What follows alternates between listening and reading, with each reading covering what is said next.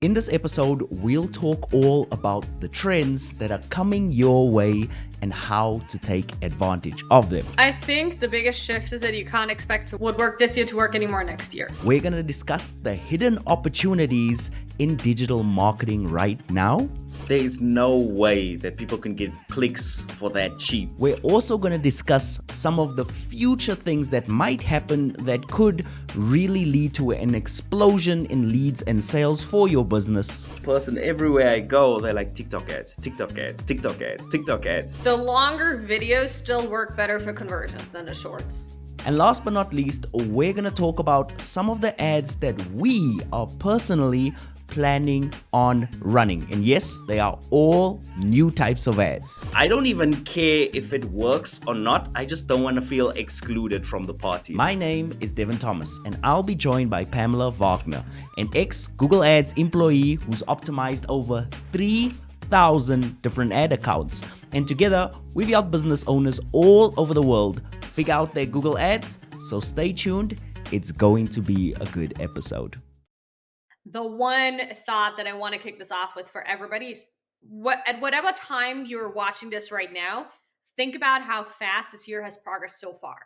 And this is exactly how fast next year is going to go. So the better you're prepared for next year, the better you plan aspects that you might have not this year, the more relaxed you'll be when these events actually show up.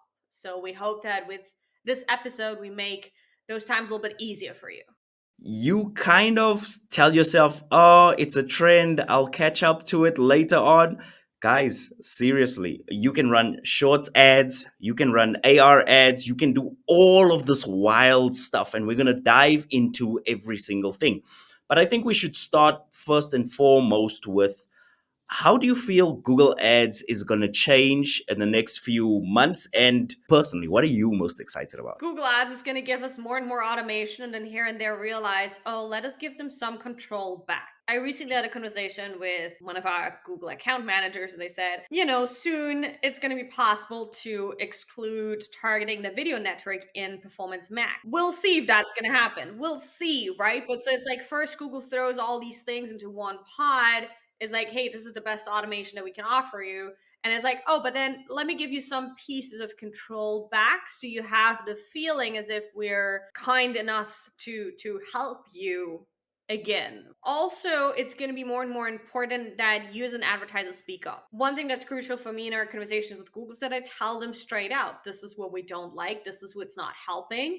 And a lot of times they're actually saying, oh yeah, we've heard this before. Other people have told us that. You might think you're only one person, but trust me, that can often do a lot more than you think. If you had to pick the one thing that you're most excited about, would that be the Performance Max and being able to finally get a little bit more control over there? In Google, I think I've already reached such a stoic point where I'm like, oh, okay, something else is coming. So I'm not super emotional about that. I'm more excited about is bridging the gap between like psychology and marketing and showing people, hey, here's why your customers make decisions, here's how they make decisions, and here's how you can get them to say yes multiple times. And there's several tools and how you can measure that and then adapt it, change it, and improve, hopefully, and increase your revenue.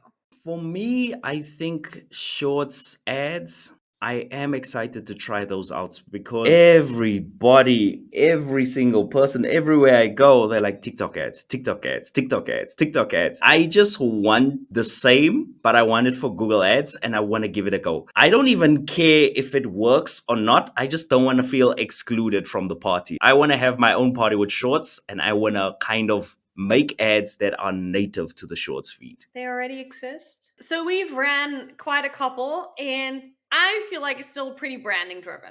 The longer videos still work better for conversions than the shorts. They still work better for conversions than the shorts. How long have you been running them for? I would say the longest campaigns we had run was for about 3 to 4 months probably. What I've done is I've taken my ads and I've kind of ran them in the shorts feed. But what I want to start doing is native shorts ads. I want to make the 60-second slim portrait video and I want to kind of run them and I want to see how they go. So that's like what I'm very excited about. I'm also excited about the AR ads. seeing what that would look like in my workflow, just giving that option to advertisers. I think that's something that's, oh man, I can't wait to dive into those as well. Yeah, now that you mentioned AR and video and shorts, what came to my mind is audio ads. So audio ads is the one aspect I haven't put my feet into yet, but I have a couple of friends that run like audio ad companies, and you can do it in Google and on other platforms. And that's becoming more and more relevant with all these like home speaker devices, smarter cars, and all of that. I think there's a lot of potential here right now that if you dip into audio ads, you can still get a very good reach for a very small price. I want to take a step back quickly and I want to ask you this question. Are you the type of person who is always planning for the future, saying maybe 2, 3 years ahead? Or are you the very spur of the moment type of person? I want the tools, but I want the tools for when I need them. I'm never that guy. I'm never the first person to try certain things. But when I see an opportunity arises with maybe a coaching student, then I'll go, you know what? I want to try these types of ads because I've got a strong feeling they might be compelling to your audience. So, which type are you? Are you the type who's constantly just testing out the new stuff and seeing how it works, or do you wait for the moment? I would say I'm somewhere in the middle. With certain aspects, it can take me quite a while, and others, I'm like, oh, okay, let's give that a try. I do notice, however, that Google is very encouraging towards trying out new things, especially with the experiment feature that they have, which I don't think I've used enough. So that would be something that I could use more. But no, I don't plan 3 years ahead. I'm very much going with the flow, and yeah, probably more so seeing what fits in a moment. How long did it take you to adopt Performance Max and say, okay, I'm definitely we got to start running these things? To be honest, actually pretty quickly because we had smart shopping campaigns run. And they And those changed. automatically converted, yeah. Yeah, that's what I was like, okay, all right. But then we had a phase where we paused them because they didn't really work well. And then after months, we turned them on again and then they work better. So I feel like they needed quite a few months, if not a year to a year and a half, for Google to actually properly optimize these campaigns. I also feel sometimes like when we discuss these trends, I feel like Google Ads guinea pig. Google Ads wants me to commit my budget to a new ad type, which I'm all for if I have experimental budget. But sometimes I don't have the experimental budget and they kind of like force you into this thing whereby you're running this ad, it's getting a whole bunch of clicks, but you really don't know what is going on. You don't even know what the ads look like. Would you say that when it comes to these new types of ads, these audio ads and stuff, do you think that Google is honestly sitting back and going, yes, we should do these because these are in the best interest of their advertisers? Or do you think more it's a case of how can we find more inventory, sell it to advertisers, and then hopefully through the process of R&D we can make it like work for us financially? What do you think that balance is for them? It's a mix of the two, and definitely seeing what works for competitors. And that's shown recently by the implementation of carousel ads in Google, which is fairly new. It's something that's absolutely not typical for Google, but Google was like, oh, Facebook's using that, or So Meta. let's use them. And people asked us for more control. So here's your carousel ads, as you said, right? I think it's also like trying to manage the whole AI aspect. If somebody's like, Pamela, I have my marketing budget over here. We're spending about $100,000 a year, maybe even $10,000 a year for the small guys out there. And they're saying to you, Pamela, I want to spend this money, but also I feel like I don't want to miss out on anything that Google Ads is going to start doing. What are some of the big shifts that you see so that I can already start preparing myself and really going all in on that? Like, what is the biggest shift that you see in Google Ads? I think the biggest shift is that you can't expect what worked this year to work anymore next year. So there's always changes every quarter. You might be doing something different. There are certain aspects like how keywords work and so on. I think that's always going to stay somehow. But you, as an advertiser, like your main goal is really to keep an overview of the data, make sure that the tracking is correctly set up, and then understand the data, read from it, right? Where could you improve your campaigns? Where could you change your ads? Keep an eye on the optimization score. Those are aspects that should really be improved. Now, 9 years ago, I used to work at Google. And 8 years ago, I founded my own ad agency, Ajala Digital. And since then, we've helped over 3,000 advertisers all over the world grow with Google Ads. No matter where they're based on this globe, they have one challenge in common. They are usually tired of having to figure it all out on their own with ads and not getting the return that they're looking for. If you're currently tired of your ads, if you're tired of figuring it out on your own, and you need help of a real specialist and expert, then feel free to reach out. Check the link in the description below.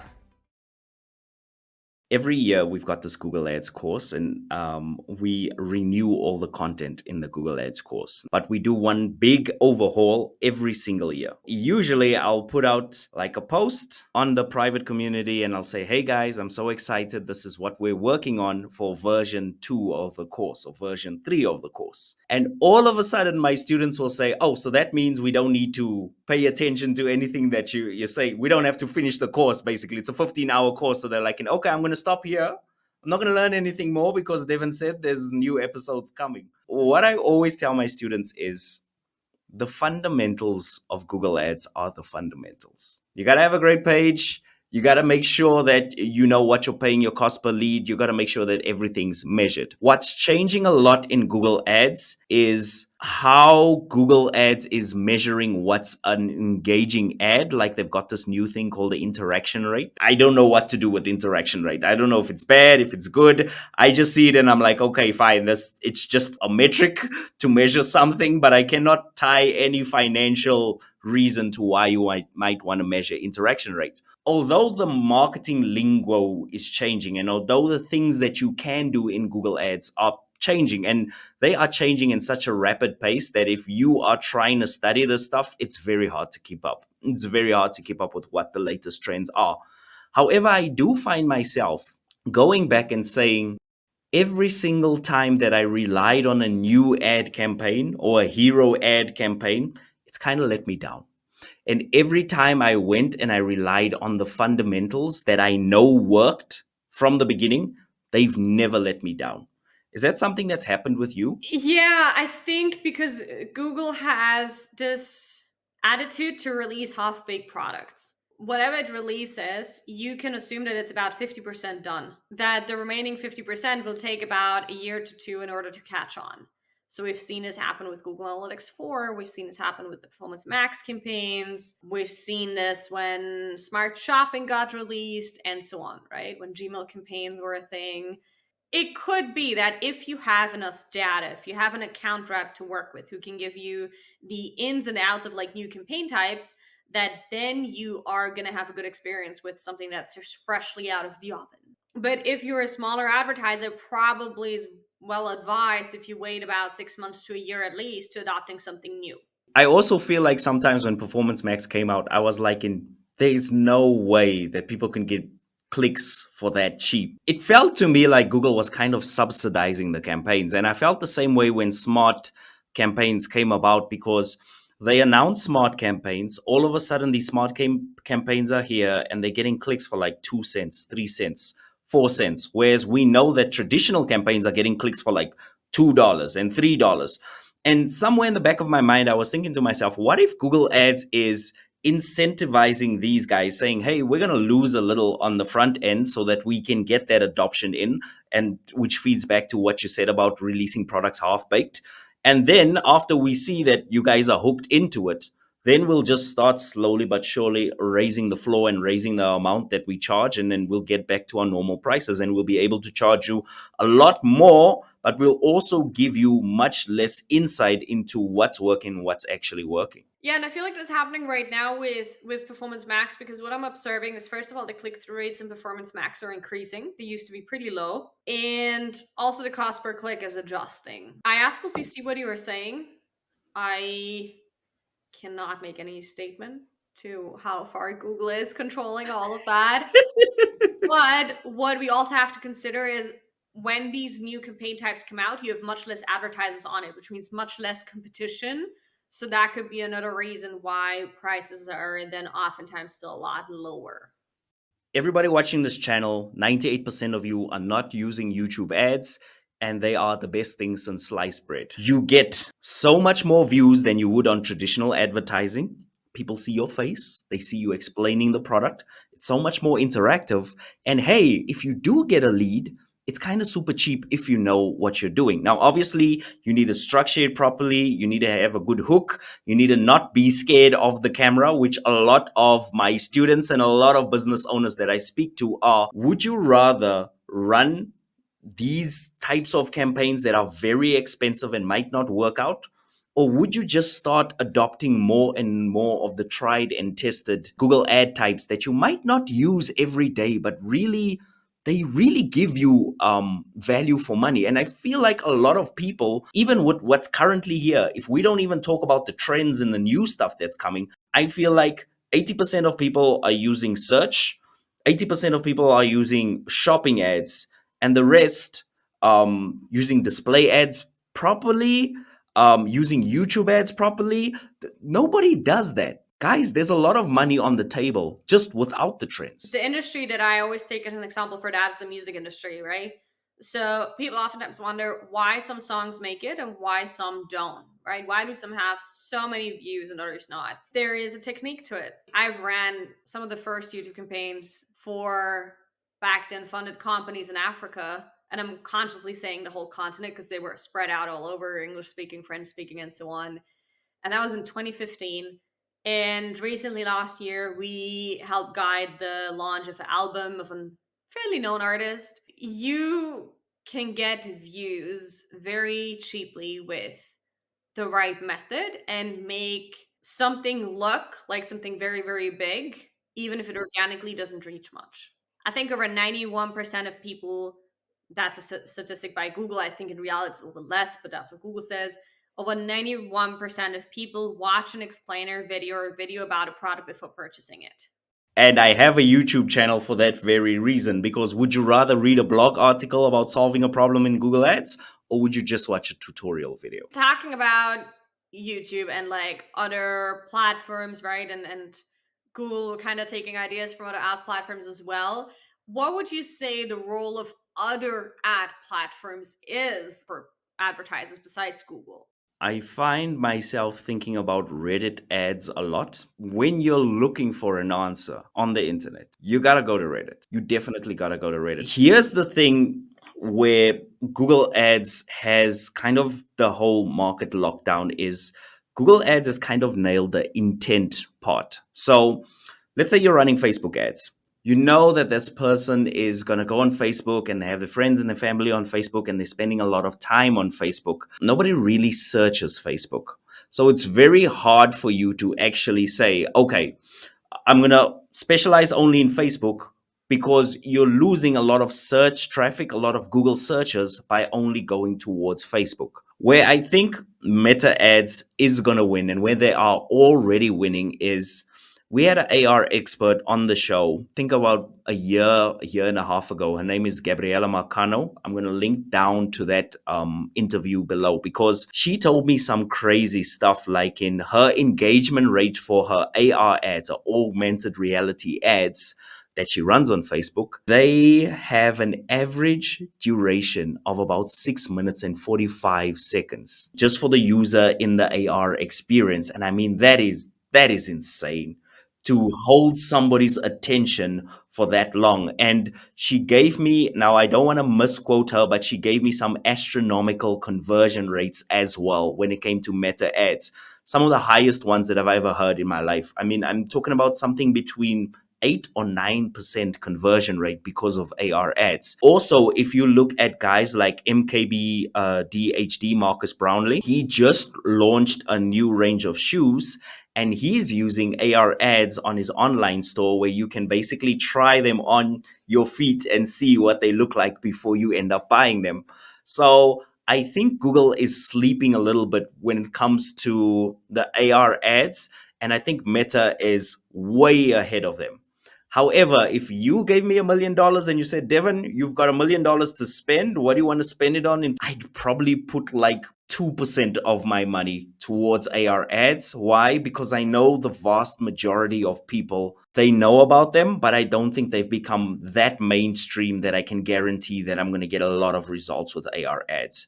And this is where I think the other platforms are fitting in. I think Meta's finding its feet with AR ads, but I really don't see LinkedIn or Twitter or X catching up to Google Ads in any meaningful way that I should shift my advertising spend towards them. Pamela, is there any other platform that I'm missing or any other angle that you can maybe come at this from that I'm not seeing? I think that I just, again, want to encourage myself to try out audio ads more. I think that's going to be key and going to be more and more important and relevant.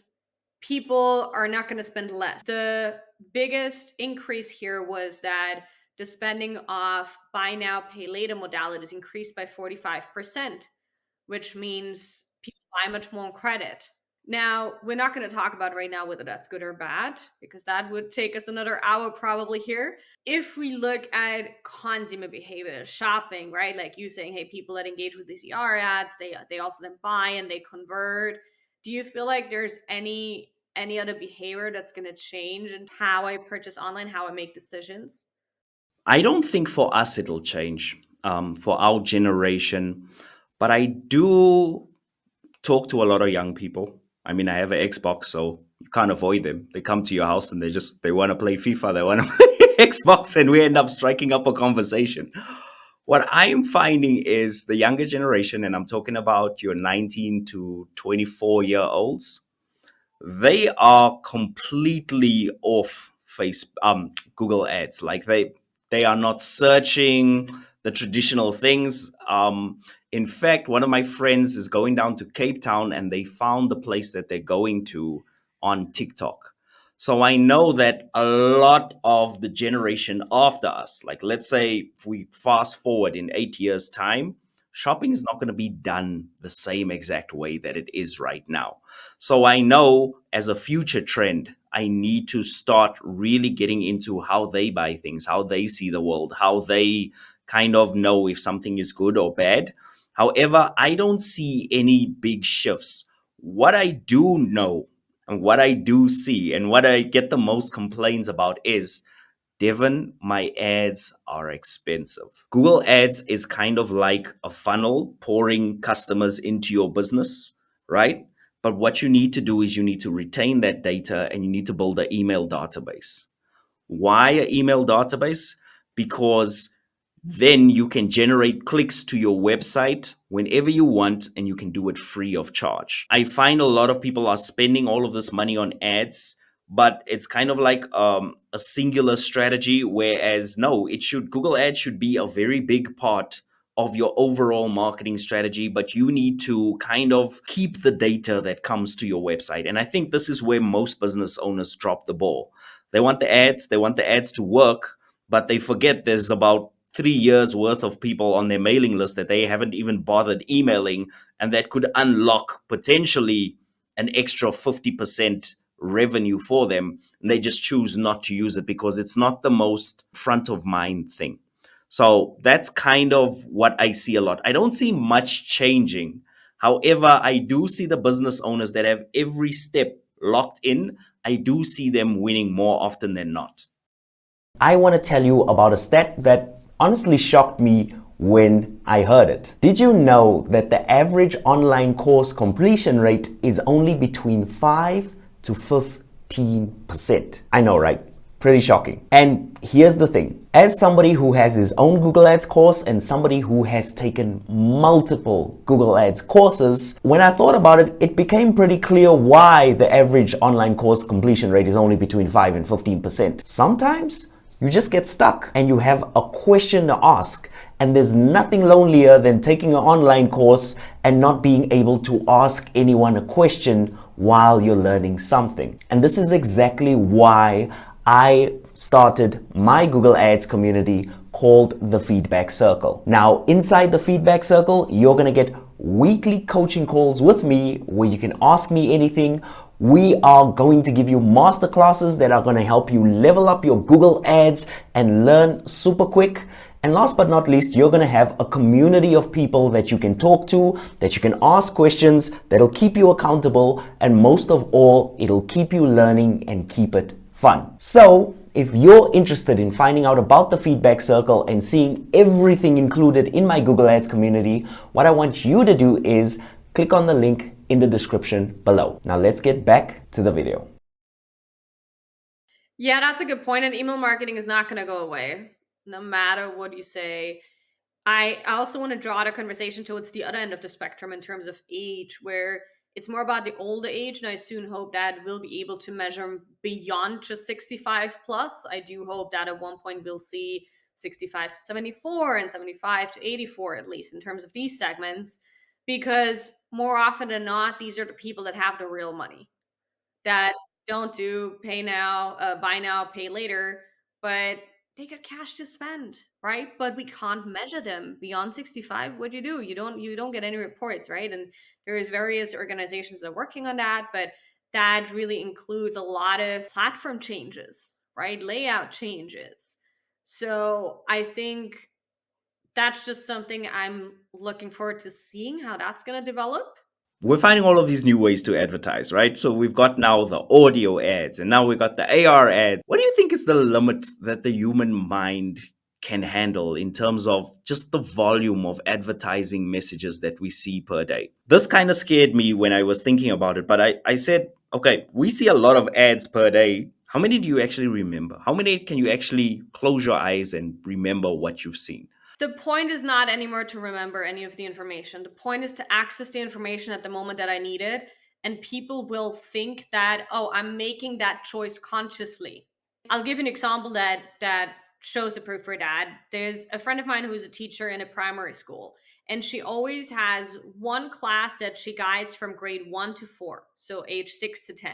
So she just started with grade 2, so just this past year was grade 1, and she said this last year was the first year where she wasn't able to teach every single student in class the one by one, the multiplications, with any kind of pedagogical methods that she applied, because children were not able to remember it anymore because of all the devices and everything, which obviously is very shocking.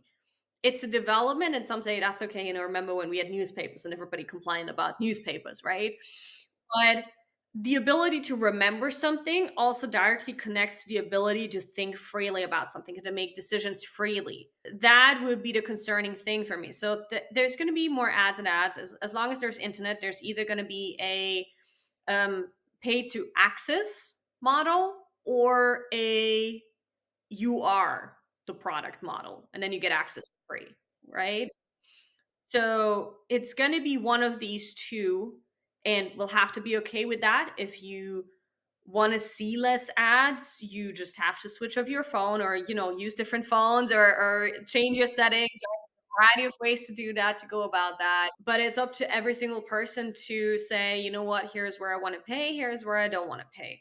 And just educate yourself on how decision making works, how your brain works, and realize that you do have a very active part in understanding how your life goes and where your dollar goes. So, or rand or euro, pound, or anything. It's up to you. You can't blame anybody else. And I think people are slowly starting to wake up to that I I can complain about stuff. I can complain about there being more and more ads, my ad prices going up, and so on. But in the end, my own life experience is up to me. And if I see certain changes, then I have to understand there's always going to be changes, right? Yeah. This is famous saying, the only thing constant is change. So Yes. then it offers an opportunity. If ad prices are going up, can I improve my ad funnel? Can I improve my website, right? Can Mm. I make the checkout experience smoother? So any problem always offers an opportunity for improvement. And it's almost like the general attitude that any entrepreneur should have. Well, while we're laying out all of these trends that we're talking about, the AR ads are going to be big. They are going to change the way that people shop. But I think fundamentally, if we really think about it, all advertising is hey, look at me. That's literally all it is. We try and make it sound so complicated, but all it is saying, "Hey, look at me. I've got this solution to your problem if you're doing it right." Now, the worst part is saying, "Hey, I want you to buy this because I think this." No, you don't want to do that. You want to say, "I have this solution to your problem. You're thirsty? Here's a glass of bottled water, or here's a bottle of water that you can buy." The problem I find with a lot of people is the mentality that you have about people taking things away from you, and about opportunities being lost to you, and about the zero sum game kind of pulls itself into every aspect of your business. Instead of me getting business owners saying to me, "Hey, I want to know what new ways there are to advertise my business, and can we explore some things that haven't been explored before?" I'll get a lot more business owners saying to me that, "Hey, my ads are way too expensive," because in their mind, that is that is the thing. Like, and I want to have as much money as possible, and it's fine. I get it. But also, I'm the type of business owner that I want to spend on the future. I want to see what's coming up next, and I want to have those opportunities, not because I'm racing against my competitors, just for me. And I would be very interested to see what a AR ad for Neptune Design would even look like, and I'd love to build one and figure out everything. I think it's And cool. we've already touched a little bit on it, but not that much. I I've had many conversations with people that said, "Look, back in 2008, I advertised on Google, and gosh, I made hundreds of thousands because it was so easy." And now I look at all these options. I'm like, first of all, I barely recognize Google Ads anymore, and secondly, there's so many options. Like, how do I know which option is the right one for me without burning through my whole budget? Let's pretend that you go to a clothing store and you're saying that, "I last bought my last pair of jeans back in 2008, and now they got all of these skinny jeans, and now they got these long leg jeans, and they got these bell bottom jeans, and oh, I just want a normal pair of jeans. Why can't these people just make a normal pair of jeans?" Well, guess what? They're not going to. The shop is the shop, right? It looks exactly like what it looks like now. Now, what you can do is you can try some on, you can give them some time, and you can see if they fit you or not. Search ads are always going to be the best ad. For me, they will always be the best ad, because when people are searching for something, they will usually end up either buying that thing or inquiring more about that thing. So search ads are not going away. However, the implement, just the same way like jeans are not going away, it's the same way that search ads are not going anywhere. The difference is the implementation, how they look, how you're supposed to get them to work. That has completely changed. There is no such thing as a constant ad campaign that never needs to be optimized, never needs to be looked at. These are all things that are happening, and Google Ads is a system that's kind of ebbing and flowing. My first piece of advice would be, if you've never ever had a pair of jeans since 2008, go and buy another pair of jeans, go and get another search ad, and I promise you this, you will not be disappointed. You also have to understand the reality that the world has changed a lot since 2008. Jeans are not going to be the same price. Your ads are not going to be the same price. Cars are not going to be the same price as they were in 2008. It's your job as a business owner to figure out how you're still going to get the best out of your ads. Back in the days, that used to mean just finding Google Ads and using it. Nowadays, what that means is getting creative with your creative, getting really good at making landing pages, getting really good at finding audiences and building audiences and understanding how retargeting works. And this, you can either look at it as, "Oh my gosh, now I have to go and I have to learn all of these things," which, yes, of course, you can look at it that way. But just think about how many of your competition is not willing to do that. Therefore, they're not running Google Ads. And that's where the opportunity for you is, my friend, is that you get all of this technology at your fingertips, and you can either be Iron Man and build yourself an Iron Man suit and fly all over the room, or you can just sit there and complain that you have to learn all of this technology. It's up to you. I wanted to talk to you about the automatically generated assets. I have a very strong opinion on them. Turn them off.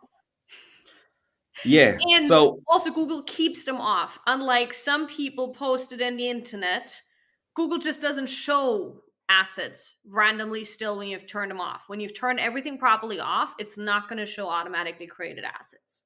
talk to me. Let's say I'm just listening. I just come onto this podcast Yeah. 2 minutes ago. I don't know who you are. Mhm. I don't know who this guy in red is. Why? Why should I turn them off? Like what could be so bad about the AI making me a high, beautiful, amazing, high converting ad without any of my help whatsoever? What could be so bad about it? Yeah, so it's another effort of Google saying, hey, let me take away some work from you. Let me not make you think that much, which technically sounds really, really nice. Yeah. But it makes that decision based on data. And if you don't have a lot of budget, it has very limited data on what to base that decision on. Also, what it doesn't take into consideration is historically outdated assets. So, what we had, for example, in one account is that an outdated logo was pulled. Now you look like two companies. You look like the company with Yeah, the old logo and the company with the yeah. new logo, which creates confusion in the person's mind because they're like, is this a scam? Because I'm on the website now, but the logo isn't the exact same as the previous one. Yeah, or when it like creates some automatic text snippets, that could be in the form of structured snippets, site links, and so on. And what we've seen oftentimes is that the site links are that it's only the headline and not the description, so it's Yeah. not properly done, or that the text is very blatant advertising language. I haven't yet seen AI being very good with writing proper ad copy. It's good with summarizing paragraphs. If you put in the whole text of a landing page and say, give me 10 headlines, each 30 characters, or 4 descriptions, each 90 characters, it can do that more or less. But you still have to refine it in order to get in that human appeal to it. And that's when generally you'd always want these aspects off because they are not yet better than what a human being can create. Guys, I think that was it for the podcast. I hope you guys really enjoyed us going through these trends. But before we end the podcast, I just want to tell you that Pam is a very weird person. Pam is the type of person that, when ads are playing, other people look for the skip button. They're like, man, I don't want to watch this, man. They're looking for the skip button. They're like, in 5 seconds, man. Now I got to wait for this, man. I want to. Pam is paying attention. She's writing down what's happening. She's taking notes. And she sent me such a funny ad. Ed Sheeran going into this very fancy restaurant. So he walks in there and is approached by this waiter, and the waiter takes him to the table. And everything in the fancy restaurants is all prim and proper. So the guy is standing there and he's explaining, obviously, this complicated menu with all of these complicated dishes over there. And Ed Sheeran now has to make a choice. So he chooses whatever the guy says to bring him. He says, fine, fine, I'll have it. And then the guy brings it in front of him. And he looks around, looks to his left, looks to his right, all of these fancy people sitting around him, and he pulls out a bottle of Heinz ketchup. And he pours it all over his food. And obviously, everybody's like, oh my gosh, look at this guy. And I thought it was such a funny, original ad and such a beautiful take on just human behavior in general. And this is something that AI is not going to be able to do, at least not maybe for the next 2 or 3 or 4, maybe even 10 years. I think this summarizes beautifully what we mean when we say, yes, use AI as often as possible where you can, but the AI shouldn't be the final decision maker. Even if it's trending, even if other agencies are using this stuff, it doesn't mean it works, right? A lot of people use things every single day, and those things do not really work for them. I can think of the banking system being one of them. I can think of credit cards being another one of them. I can think of loans and that industry being one of them. A lot of people are using loans. It doesn't mean a loan is the best solution for you financially. So, Pam, I just want to say thank you for sending me that ad. Is there anything you wanted to say about the ad? Because you wanted to talk about it so bad. The whole storytelling is done brilliantly as well. So there's a lot of aspects in that ad that are just done super, super well. So I very much encourage you to watch it and to maybe get some inspiration for one of your own ads. Even if you don't have the biggest budget, you really don't need that. But it shows you the human element. I mean, this is an ad about ketchup, and it made Let's catch people up. millions watch it. Like, as somebody summed up in a comment before, I think somebody commented something like, I never thought somebody could make me watch an ad about ketchup or so. I want to show you an ad as well. Can you see that? Oh, Ooh, sorry. Let's do interesting. that. You see that?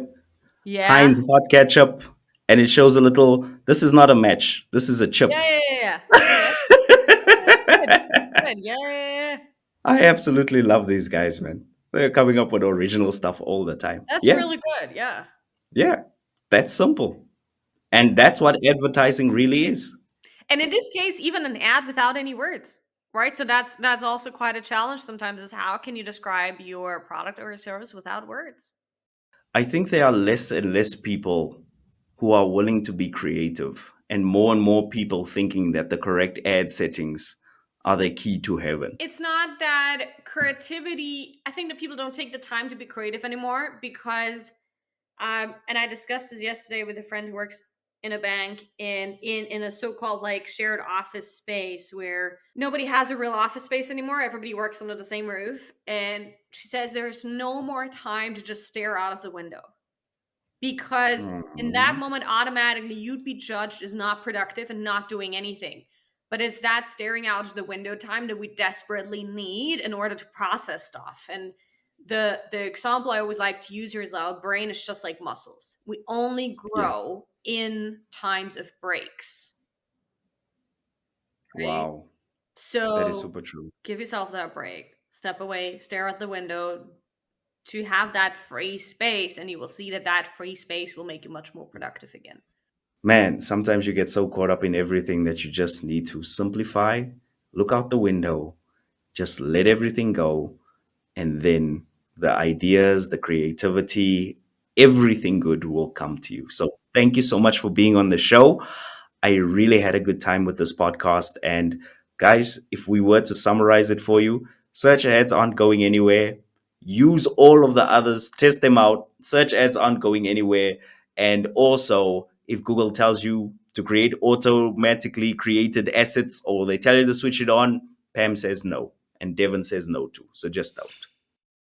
Thanks so much for watching this episode. We really appreciate it. And if we skipped any trends that you think are going to be big, let us know down below. Also, tell us what do you think is going to be the most important thing that happens this year for digital marketing. And last but not least, if you want to check out another episode where we show you how to get the best out of Google Ads, then I want you to click on this episode over here.